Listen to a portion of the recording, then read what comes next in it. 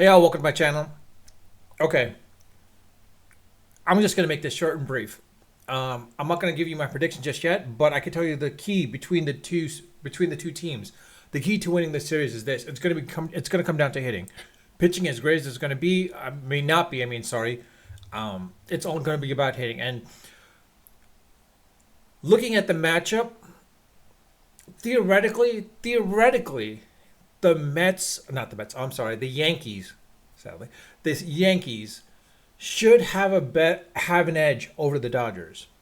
Why? It's because of the fact that from the Mets series as well as the Padres series, when the Dodgers went against both of them, it showed basically the weaknesses that the Dodgers had. They exposed their weaknesses, whereas the Yankees, sad part is yeah, they did good, but the problem is like their weaknesses, their pitching, their starters. Outside of Garrett Cole, their weaknesses are starters.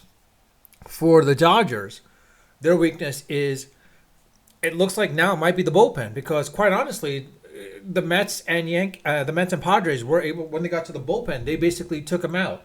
So it's a case of like they might be on and off again with the bullpen, but in reality is like they're weak.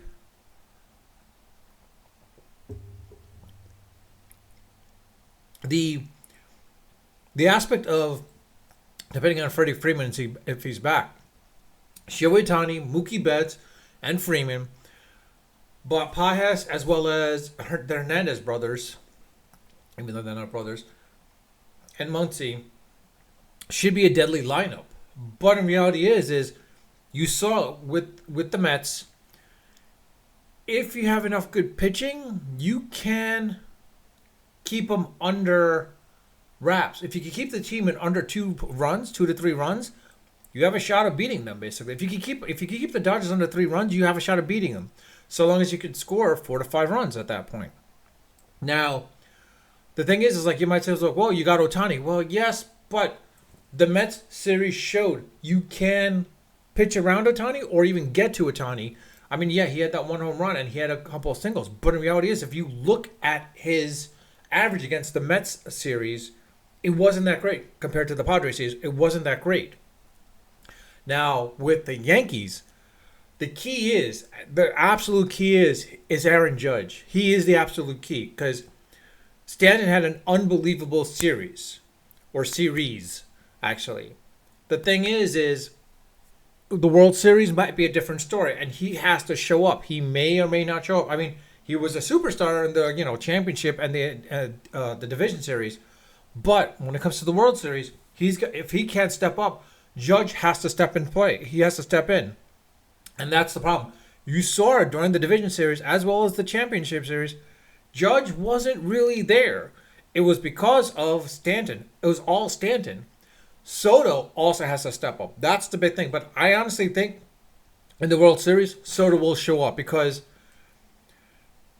when the game is on the line, Soto will be there, I think. And that's one of the things. But with Soto himself can't do it without another person. Stanton, it's got to be Stanton or it's got to be Judge or all three. It's got to be all three basically from this perspective because they need the runs. If they don't score, if the Yankees don't score more than 5 runs, they do not win this series at all. They don't win any of the games. They have to win 5. Now with Garrett Cole might be a different story, but the thing is Garrett Cole can be on and off again as well too. The thing is for the key to the Yankees to win the series is they've got to win the games that Garrett Cole pitches. They have to win the games that Garrett Cole pitches.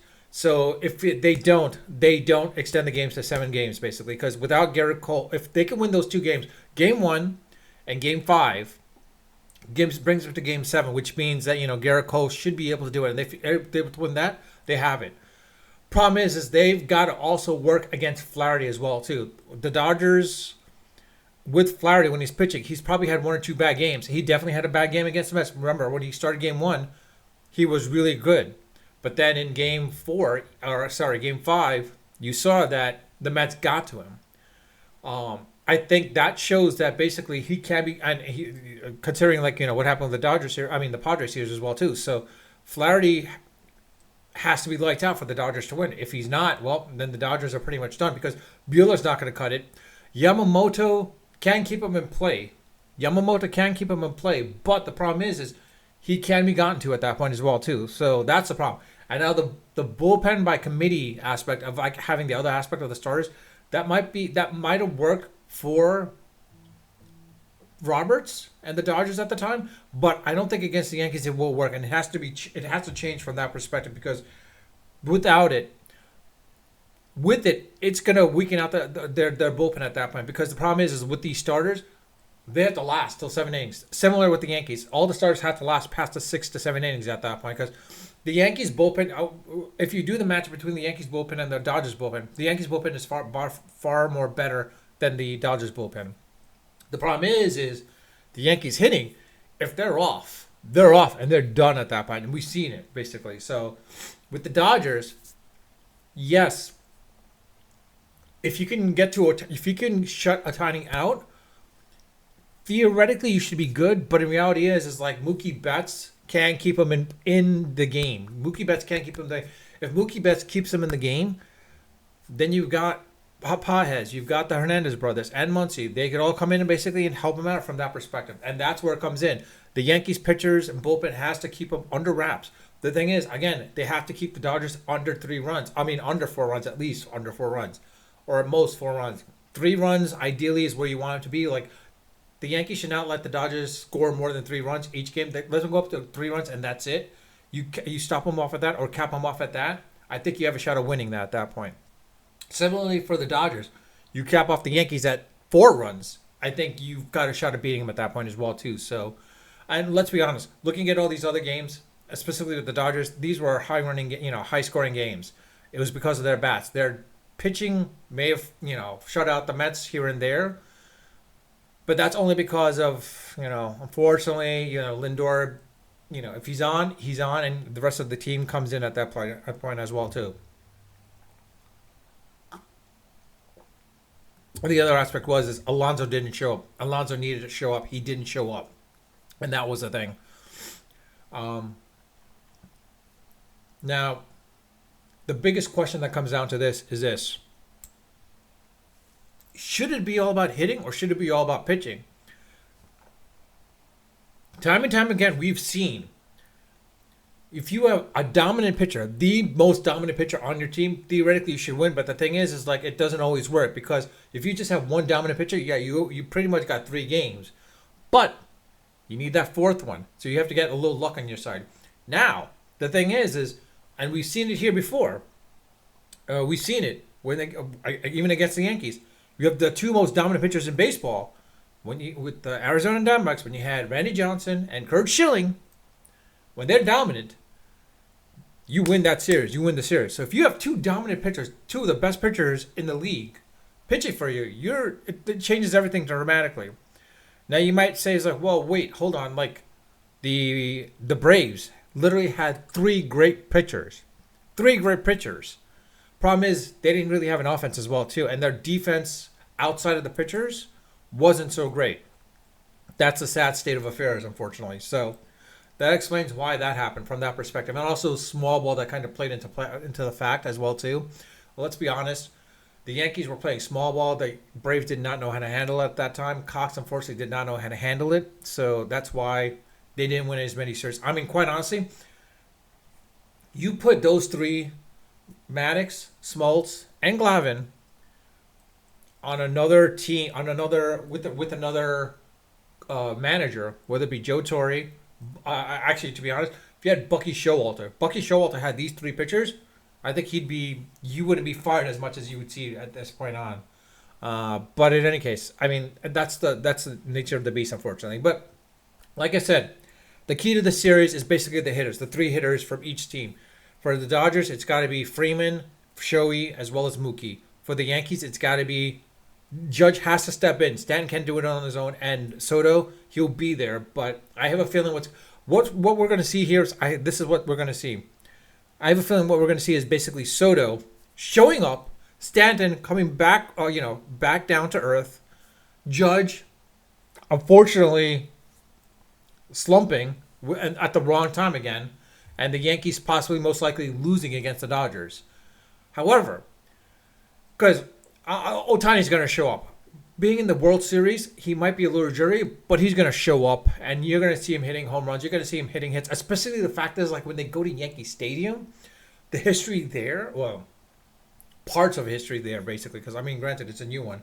But the history there that Otani's playing against the Yankees, he's going to show up and he's going to go a little bit more than what you would anticipate it to be. And then with Mookie Betts, I mean, he was come on, he was a Red Sox before a Dodger, so he's still got that in his head at this point as well, too. And then, of course, Freddie Freeman, he might step up. Pages, I think because of that rookie, because he's a rookie, you saw what he did against the Mets. You saw what he did against the Padres, but more specifically with the Mets. Sadly, I think he's going to, again, elevate himself. This might be the series that elevates him to that next level, that we're going to start hearing his name and seeing him more and more, and like hearing about him and being fully aware of him for the next coming seasons, basically. But with that, I'll leave it at that.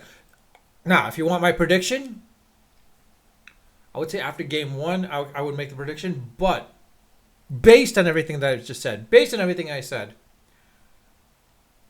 I don't see Soto losing this game. I don't see Soto letting the Yankees lose. I don't see Stanton letting him lose. I see both of them stepping up and like clearing it out, basically, to the point where like they bring in the runs. So I would say the Yankees maybe in 6. I would say the Yankees in 6. I don't want to be like that, but I think that's what's going to be the case. Who am I rooting for? Neither. I'm a Mets fan, first and foremost. I'm not rooting for the Yankees. No, there's no way you're rooting for the Yankees. Any Met fan, any true diehard Met fan will not be rooting for the Yankees.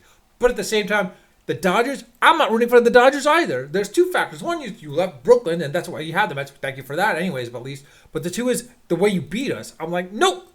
I can't root for you because we should have won that series against the Dodgers. So I can't root for any one of them. So I'm going off to football or basketball or hockey. I mean, sadly to say, but that's what it is. Because I'll watch the World Series, but I'm not rooting for anyone. I'm like, it'll be interesting to see how it works out, but you're not going to see me rooting for a team. I'm not going to root for any one of them. Do I hope for a 7-game series? Yeah. I'm hoping for a 7. Well, actually, partly looking for that the Dodgers to win, because if the Dodgers win, I could see Soto then coming to the Mets for sure then, because like he wants to win. Yeah, I mean, maybe a little inkling towards the Dodgers, maybe, so that we can get Soto at that point. This only proves to me otherwise to show that basically the Mets should have made a play to try to sign Otani. The fact that Otani wanted to go to the Dodgers makes sense, but if they offered him $800 million, he would have had a hard time saying no. He would have joined us. And the fact that he's showing basically he's worth the money right now at this point is showing it. He showed it. And Soto, he definitely shown for the past couple of seasons he's worth, if not as much as or more so than what Otani's making. Because why? I mean, outside of Otani, like, even though he's a two-way player, reality is he's not going to be doing pitching and batting at the same time. There's no way he can do that consistently. So he's going to have to choose one or the other. Soto, being the fact that he's a 5-tool player practically, he deserves that money. And if he comes to the Mets, him and Lindor together, that would be unbelievable. Him and Lindor together, that's the 1-2 punch that you need at that point. Now, if it was Otani as well, too, that would have been the 1-2-3 punch for sure. And we've had, if we had Alonso, geez, man, that would have been murderer's row right there. I mean, you would have Soto and right. I don't know who's going to be left and center at this point. But you have Lindor at short. Vientos might be coming into his own at that point, to the point like if he's hitting 30 home runs a season, it's practically a new murderer's row. And then Alonso, I mean, hoping he can start hitting, but yeah. I mean, let's put it this way. Soto comes in, Lindor, and if Alonso's re-signed, as well as Lindor and Alonso being re-signed, and Vientos is doing what he does, and if Acuna is the power bat that he can be, like his brother, I tell you right here, right now, the Mets that's the new murderer's row at that point. That becomes the new murderer's row. It's just a matter of then you got to get the pitchers in place, and you need those pitchers. And the fact, if Budo becomes like another Johan Santana, David Peterson is almost like a Tom Glavine or a John Smoltz. And Scott is almost something of that nature as well too. I mean, this would give us that dynasty for quite a while with the Mets. Let's be honest. That will create a new dynasty. But we need all this to come into play at this point as well too. But with that, I'll leave it at that. Let me know your thoughts. What do you think about the between the series? Who do you think is going to win? What do you think the key players are for this series are? Do you think the Yankees are going to win it? Do you think the Dodgers are going to win it? Where do you see? How far do you see the game going? Or not the game, but as far as the series going. 7 games, 6 game. Who do you think is going to win? Let me know in the comment section. With that, I'll leave it at that. If you like this video, please hit the like button. And if you do like it, it also shows that I should focus a little bit more onto this content more than other stuff. If you've seen my other channel and seen my other videos, and I also ask if you haven't subscribed, please hit the subscribe button as well too. That'd be great as well too. With that, I'll leave it at that. Unfiltered, unedited, of course, always unrehearsed. Until next time.